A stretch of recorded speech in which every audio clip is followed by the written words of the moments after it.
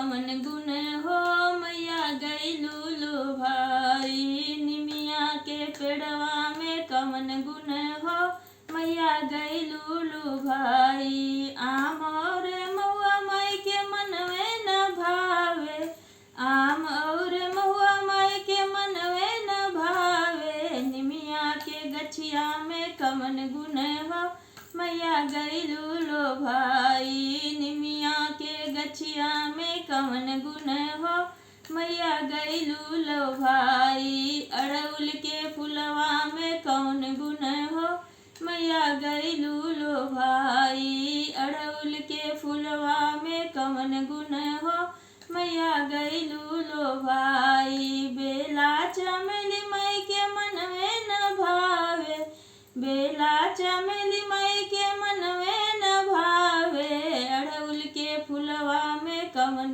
गुण हो मैया गईलू लो भाई। अड़उल के फुलवा में कवन गुण हो मैया गईलू लो भाई। पूरी मिठाई माई के मन ही न भावे, पूरी मिठाई माई के मन ही न भावे। नारियल चुनरिया में कवन गुण हो मैया गईलू लो भाई। नारियल चुनरिया में कवन गुण हो मैया गईलू लो भाई। अड़उल के फुलवा में कवन गुण हो मैया गईलू लो भाई। महला डुमरा माई के मन ही न भावे, महला डुमरा माई के मन ही न भावे।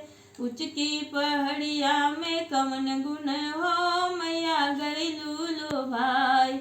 उचकी पहाड़िया में कवन गुण हो मैया गईलू लो भाई। निमिया के गछिया में कवन गुण हो मैया गईलू लो भाई। निमिया के गछिया में कवन गुण हो मैया गईलू लो भाई। मोटर और गाड़ी माई के मन ही न भावे, मोटर और गाड़ी माई के मन ही न भावे। शेर यसवरिया में कवन गुण हो मैया गईलू लो भाई। शेर